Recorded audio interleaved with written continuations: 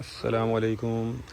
अच्छा, ये देख लें वाओ कंपनी की एक नंबर गोदड़ी। ठीक है, एक नंबर गोदड़ी का माल अभी आपको मैं दिखा रहा हूँ।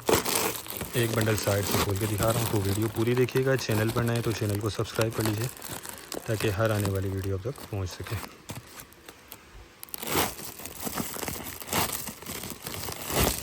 ये देख लें, ठीक है, ये है एक नंबर गोदड़ी। तो 80 किलो इसका वज़न है। कोरिया का ये माल होता है। माल चेक कर लें।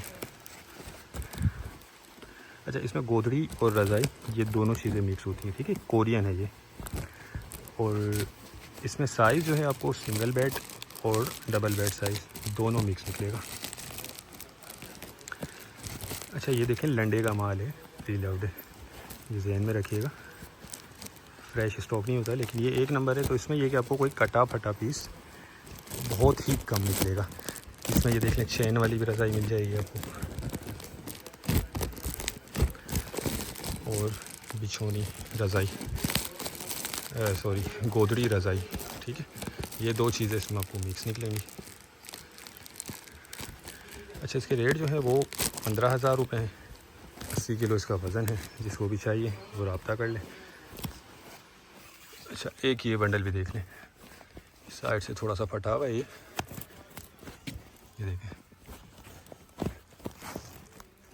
ठीक है, ये देख लें, कुछ वेलवेट गोदड़ी भी इसमें नज़र आ रही है। किसी किसी बंडल में एक आध पीस आ जाता है।